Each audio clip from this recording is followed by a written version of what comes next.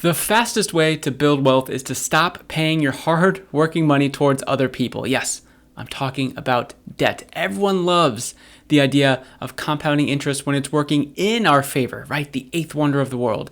But no one is as obsessed about talking about when it's working against us. My name is Chris Wendt. I paid off $43,000 worth of debt in 13 months and built a multi-six-figure net worth. And in this video, I'm going to walk you through the 5-step process I personally use to not only find extra money in my finances so I could pay off my debt faster, but then so I could focus on more valuable financial goals and assets like retirement or kids' future education. The magic dollar amount that works really well from my own personal experience and from helping others in their own personal finances is $666 a month. If we're able to find that, then that unlocks everything. But before you roll your eyes and oh, I don't have that, that's not going to work for me, let me show you the impact it can have on paying off your debt, freeing up extra time, freeing up extra money, and hopefully that alone will motivate you to help go out and find it. Guys, real quick, I've opened up some spots in my Wealthy Parent program for busy families looking to get more clarity in their finances, find extra money each month without making more so that they're able to put more of their hardworking money towards their financial goals and just feel like they're winning with their money. If that sounds interesting, any of that, there's a link below this video to book a call directly with me and we could start your path to becoming a wealthy parent. I'll see you there. So the first part of this is going into the debt payment calculator. Okay, so as you can see, pretty standard here. We just have information that we need to enter. So the creditor type, the current balance, the interest rate, and the minimum payments. Okay, so if we just have these 4 things, we're able to at least see the impact of what could possibly happen, right? So these are just example numbers: car loan, student loan, 2 credit cards. Okay, our current balance is $55,000 and our minimum payment right now is $525. So if we simply scroll down in this payment calculator, and by the way, all of these resources can be found for free in my personal finance community, Dollar Discipline University. It's linked in the bio of my YouTube channel. But if we go back to this payment calculator here, monthly payment, this is important because this is basically saying how much are you going to be paying towards your debt. So let's pretend that we are, good boys and girls, and we're going to be paying the minimum payment like we're supposed to, right? We're going to pay the minimum payment. We scroll down here. This is now where we can start to see the magic happen. So this is the calculator part of the debt payment calculator. As you can see, there's some similar information here. So the creditor type, the original balance, but now we have some new fields, and this is where it gets interesting. We have interest paid, months to pay off, and then the date associated with that, because who knows what 320 months from now is, right? Nobody knows that. So if we were to have this exact example here, we're paying the minimum payments. Our debt-free date, I'm recording this in 2026, is March 2055. That's basically 30 years of being in debt. The amount of interest that we'd be paying on that is $128,000. So if you look at the current balance, the amount of debt we actually have is $55,000, but the interest alone is $128,000. So we're looking at close to $200,000 of debt in the 30 years that we're paying here. It's basically a mortgage, right? Just to pay off a car, a student loan, and a couple credit cards. Pretty crazy. So for me, if you're watching this video, it probably means that you're very serious about wanting to pay off your debt. So if you're in a scenario after you go through this and you don't like the debt-free date, right? You're like, wow, 30 years, that's not good enough, right? That's not good enough. So what we then would do is say okay, well, let's play around with the monthly payment, okay? And sure, maybe you could play around with, calling the companies here, getting better rates, whatever. But let's just focus on actions that we can take right now today that only require us. So the monthly payment, $525. What would happen if we added that special $666 rule to this, okay? So I just wanted to, before I hit enter, remind you that the debt-free date was March 2055. The interest paid was $128,000. So I'm going to hit enter and we're going to see how this changes.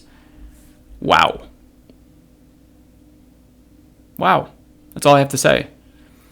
The debt-free date went down 25 years, okay? And the interest paid went from $128,000 to $13,000. What would you do with all that extra money? What would you do with 25 years of not being in debt stress?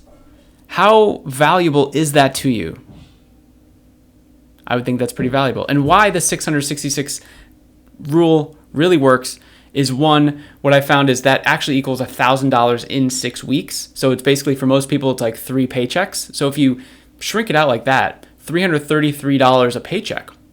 or a pay period, right? If you have you and your spouse, or you and your partner, and you and someone else in your finances, that doesn't seem that hard now, right? When we sort of reverse engineer out of it. So hopefully that motivated you, and we're going to be going to the next step in here in a moment. But this template also has a way to track your debt payments and a debt summary. So it basically just shows you like, hey, of the amount that you're paying here, how much is going to interest, how much is going to the payment, how much is, the ending balance, etc. And it's very detailed.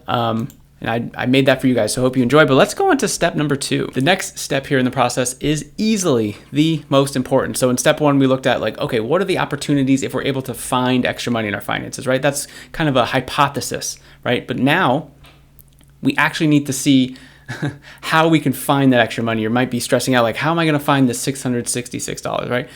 This process here, number 2, is the 3-month look back. And basically what we're going to do here is look back 90 days of wherever we've spent money, credit card, debit card, however you spent money, we're going to be tracking it. And to do that, we're going to be using this spreadsheet here. It's called the 3-month look back.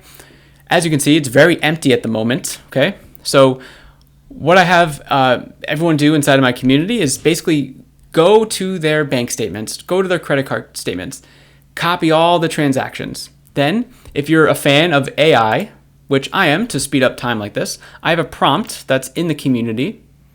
If you want to pause it and try to write it all down, you can, or you can just join the community. And basically what we do is I'm going to show you here, because I already ran it, so that way we could save some time in this process. We're going to give it this prompt, and I basically have it saying back, like confirming what it's going to do. So you just read through this, make sure it makes sense. And then you just simply copy all the transactions in. You could see I did that already. And then it gives you just this nice, beautiful table of date, month, amount, category, description, which ties nicely into this date, month, amount, category, description, right? So I'm going to copy that into there, and then voila. And you'll notice that when I did that, there was no pivot table here, and now there's a pivot table. What the pivot table does, if you're not sure about like spreadsheets, is it just kind of summarizes all your data. So instead of having all of these like manual transactions and having to go through them and like figure out what the heck's going on, this pivot table will help you just like, oh, now all dining categories are here, all gas categories are here. And so this, little AI piece of it has saved people hours, because depending on how many accounts or different ways that people spend money, it's taken many, many hours for people to do this 3-month look back process. But now with AI, it's so much easier. People that go through this, they can go through 2-3 accounts in maybe 30 minutes for those 90 days. If they do this and everything kind of works out. And so what we want to do now with that information is we just take the categories, all of these here, and we go to the 3-month look back expenses tab. We'll paste them here into column A, expense categories. And then we go back and we take all the data from the months, month 1, 2, and 3. We just copy it right into month 1, 2, and 3. We copy it in here. Now what we have is we have a very clear picture of where we've spent our money the last 90 days. And again, this probably takes you under an hour to do what I just went through, right? The hard part is going to be gathering all the PDFs and stuff or spreadsheets for your transactions. That's the hardest part these days, which is great. What this is going to show you is the average amount of money that you spent each month in each category. So like we have just basic categories here. I kind of made this up for you guys just to keep it simple, but like fitness, gas, groceries, mortgage, restaurant, subscriptions, utilities, okay? And it shows how much we spent in each category in each month. And then over here, it's just taking an average of the 3 months. So you'll see like mortgage, okay, that's going to stay steady. Something like groceries will fluctuate month over month. Things like utilities will fluctuate month over month, right? You get the idea here. The whole point of this is just literally to see where have I been spending my money, because in this process, we're going to be going through basically where do I want to be spending my money. And again, if you clicked on this video, it's probably to put some of it towards paying off your debt faster. So that's step 1 out of the way. Let's jump over to step 2. Step 2 is what I call the North Star goals. Now, what we want to do here, you can use, a notes app on your phone, a pen and paper, a Google Sheet. It doesn't really matter. We just want to list out the things that are very important to us. So think life goals, financial goals, non-negotiables. They could be things happening right now. They could be things happening in the future. And you really just kind of want to narrow it down to, I'm saying 10 things here, right? But like whatever works for you. The idea here is like, you don't want to have 50 things on this list, because in the next step, we're going to be trying to figure out how to move money from where we've been spending it to where we want to be spending it, right? So just for some examples here that from what I've talked to other people, like retirement, career advancement, savings, maybe a health challenge, marathon thing, expensive haircuts was what someone had on their list one time. So it could literally be anything. And the best part about this is it's your list. So who cares what anyone else thinks? It's just more like, what is important to me? Where should I be putting all of my resources? And yes, I talk about money specifically, but like other things like time, effort, sacrifices, where do you want to be putting your attention? Because when we put attention to something, that's when things change, and quite dramatically, using my own personal experience through the personal finance journey. So this exercise is simple. It might take you a little time to like really try and think through like, okay, what actually is important to me? But I'll let you kind of think through that. It would be really helpful exercise if you guys wanted to do it right now and just think through it. Drop a comment with your, I don't know, top 1 or 2 North Star goals to at least accomplish by the end of the year. I'd really love to see what you guys say. Now, this next step is going to be combining the last 2 processes. So as you can see, this whole thing is like really building up here, and you need each piece to move to the next one. So we did the 3-month look back, right? We figured out where we've been spending our money. We did the North Star goals. We figured out where do we want to be putting our money, our resources, right? And now in this step, the realignment step is what I call it. We want to move things where we've been spending our money. So realigning money to places that we're saying we don't care about, to places that we're saying we do care about and we should be putting more resources to. So for example, if you have a health and fitness, and I'll just share the screen again so we can get back in the file. If you have a health and fitness goal and you look at this, you're like, wow, I'm spending $20 a month for my gym membership, maybe a one-off, like, I don't know, supplement purchase or whatever. It's like, but I have a health and fitness goal in my top 5 in my North Star goal. So like maybe, possibly, potentially, I should be putting more money towards that each month because I'm saying it's important, right? And on the flip side, one of the bigger ones where everyone's always shocked, it's like the restaurant, dining out, food delivery ones. Like, wow, I can't believe we're spending all this in this category. By the way, it's like 80% of people, that's the number one thing. It's like, wow, I can't believe it. That and probably like just Amazon shopping or like, internet shopping, I guess. So most people don't have food delivery as one of their North Star goals. Yes, it's super convenient, but when you really narrow it down, it's probably not one of the most important things, right? So then we're gonna be moving resources away from that category to another category.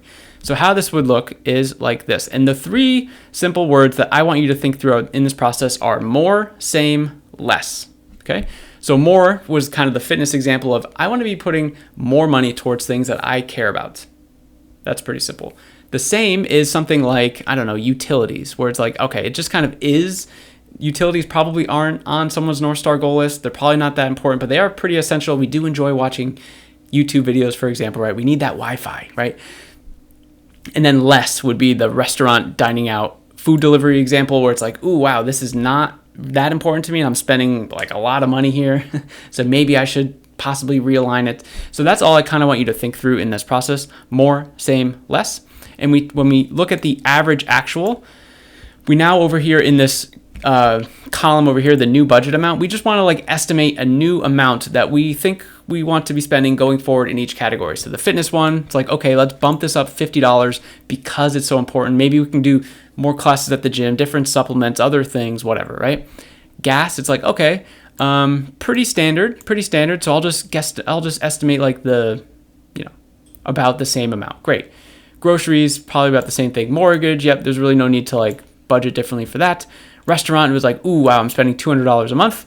Let's drop it down to $50 because I need to realign some of that money. Subscriptions, utilities, you guys get the point. So the whole goal of this exercise is the monthly savings that it's going to bring us, right? So red doesn't mean bad here. Green doesn't necessarily mean good. It's just a visual aid for you. So if it's red, it just means that our new budget amount is higher than our average. And in some cases, that can be okay, right, with the fitness.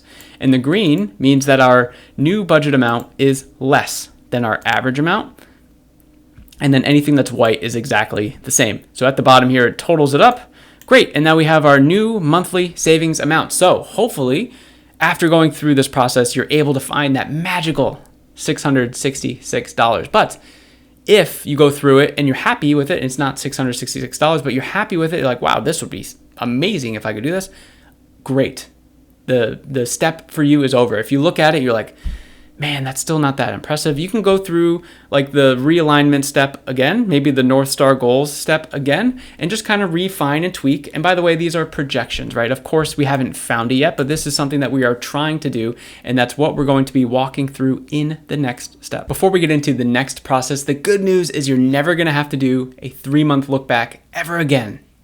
And I know it can be maybe time consuming, maybe stressful to look at, but now that part is done. So if we continue with this next step and you continue to do it month over month, you literally never have to do a 3-month look back ever again, which is great. So now what I want to do is share my screen and show the next file, which I call the monthly money overview. And once we've done this file, basically what we want to do is just take the expense categories and copy paste them and the new budget amount over to this monthly money overview. And I've done this already just to kind of save us some time. So like we had mortgage, subscriptions, fitness, gas, groceries, utilities, restaurants, etc. And I just moved them all to the budget line. So how this file works is it's using the zero-based budgeting strategy, which basically means every dollar that comes in to our bank account, we need to have a plan for it. And planning every single dollar makes the most sense to me, because if we know where every dollar needs to go, then we can plan accordingly for all the different expenses. Think of it like going to a concert venue. You have your ticket, right? Every ticket is actually like $1 coming in. So every time you walk into a venue, you have your ticket. Everyone inside the venue knows where you should be going because it's like an assigned seat. So we want every single dollar to be like a ticket walking into a stadium, knowing where it has to go for each month. So the total budget here is based on how much income we make. So right now, to start the month, maybe if you have variable income, you don't really know the exact amount. If you have a fixed, you probably know the amount. But let's just put the expected amount here. And then as you get paid, right, you just start entering your paychecks here. So the budget can never exceed the amount of money that we're either expected to make or that we did make. There's a couple other sort of summary sections up here, remaining to budget. So it's going to look at how much is our budget, so $5,000, and how much is remaining to budget. So what that's doing is taking the budget amount, subtracting all of the budget amounts that we've already entered from the 3-month look back process, and it's saying, hey, you have $2,400 left to budget. Okay, leftover money basically means how much do we have left to spend. So let's assume we pay off the mortgage. It's like the first of the month or something like that. Boom, the leftover money goes from $5,000 to $3,000 because we no longer have that money to spend. And then you'll notice this here, actual spend. This is the amount of money that we spent. So we made the mortgage payment. Boom, we spent money. There we go. A couple other categories here. So financial goals and total debt to be paid. So what we could do is go back to our debt payment calculator and just kind of copy and paste this over, and ta-da. And then maybe you have like an emergency fund goal of $500 a month, whatever. You could go through this, add your own categories as you wish. But as you start entering stuff, you'll see that things are changing here. Okay. And so as you start making payments towards a financial goal, for example, this will add up here. And then as you start making payments towards your debts, this will start adding up here. Just to give you a quick little summary. And there are 12 months in here. So it's not only month one, but you kind of want to keep going with this. That's the whole point of this process. So the idea here is taking the exercise, all the hard work, the sweat and the tears, right, that we just did, and moving it into this new process where now this is going to be like our week to week, month to month sort of one touch document where everything's going to be in this document. And how you would enter information going forward is similar to the 3-month look back where we have this transaction tab here. So whether you do this every week or every couple weeks, every month, you could do the same AI thing, put it in the table and just have it spit out here. A pivot table is going to form, and then you just simply copy and paste the amounts of the categories into the month and everything like that. It's very really quite simple. If you're just starting out, because I did just mention like, hey, you could do this every week, every 2 weeks, every month. If you're starting out, I do recommend setting aside 30 minutes every week to just keep track of the transactions, because one, if you do it every 30 days, we've lost every opportunity to, we'll call it, save that month and put money towards your financial goals. So This step here is going to be putting the steps that we just did in action so that we can find that $666. And then of course, I wanted to give you a bonus step. I said 5, we're gonna go over 6 things, because once you start going through that process, you're gonna be like, okay, well, I'm gonna be paying off my debt soon. So I wanna figure out like, what's the next thing I should be putting my money towards? Well, here's me trying to motivate you to think through putting your money towards more, better financial assets and goals in the future. This is a compounding interest calculator, and it's going to show positive compounding growth, right? This is the happy stuff. This is the stuff that we all want, the sexy money growth. So let's pretend, for example, you pay off all your debt. You have no money in any sort of retirement or investing account. So you start basically at 0. Of 10 years of growth, an estimated conservative return of 8%. Typically, the stock market goes anywhere from 10 to 12%, but let's just be super conservative after taxes, inflation, whatever. And then contribution amount, this is our nice 666 number, right?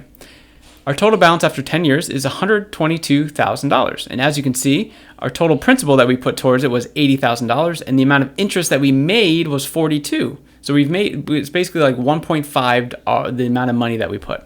So what happens if we do 20 years? Whoa, that's pretty cool, right? So the total principal that we paid and the amount that we put towards it, so the $666 that we're putting every month, that totals like $160,000 of it, but the rest, $232,000, is interest. So it's basically just waiting. It's free money from waiting. And what about 30 years? Don't even tell me. Oh my gosh, we're a millionaire. We're a millionaire, an almost millionaire, $992,000. And the principal, the amount that we're putting to it, $239,000. Our interest is like triple, $750 something thousand. Craziness. And it's all because we exploded paying off our debt, get out of here, and now we're using that $666 towards a better asset, a long-term commitment. And this is assuming that we're not able to find even more money throughout our life, right? I mean, most people, their pay increases over time. Yes, expenses go up and all these other things happen. Inflation, yes. But over time, like in theory, we should be able to outpace inflation and any of those like expense rising things with our income. And if any of this sounds interesting to you, this is basically what I take people through in the 6-week money challenge, helping people not only, find extra money in their finances, get to that $666 a month, $1,000 in 6 weeks or more, but also build the system that they've never had in their finances before so that they're able to kind of springboard, pay off the debt, and put that money towards better financial assets so that you can, build wealth, grow your net worth, take care of your family down the line. Like, these are all the important things here. So I just wanted to run through some of the wins that have happened recently. Sandy, her and her husband found $1,200.22 hiding in their finances in 6 weeks. They didn't make any more income, and they didn't, have a tag sale. None of that happened. They just were able to go through these steps, and they found $1,200. Okay. Gemma never saved as much money as she saved in the 6 weeks. Never. So she's excited about the system that she has. And Kahisha, her and her husband, $1,320.43 hiding in my finances in 6 weeks. And this says crushed debt, but it got cut off here. But not only did she find this, she was also able to keep up with her debt payments and pay more than the minimum still and save extra other money for another account. They were insane, Kahisha and her husband. Wouldn't it be worth it if you just felt secure every month and you didn't feel like you're in this cycle of paycheck to paycheck, right? I'm not going to say that you're going to find $1,200 or $1,300 like two of these people did, but wouldn't it be worth it to potentially just have that sigh of relief, I can finally figure this out on my own? So that's what we do in the 6-week challenge. If you're interested, there's a link below this video to book a call. You'll speak directly with me. We'll see if you're a fit, if you think that it's interesting to you, and if not, I can still point you in the direction to kind of get you started. So either way, it's kind of a win-win. You're going to figure out the next best action steps for you. Or if you just want more information, more details on it, there's a video talking about it right here.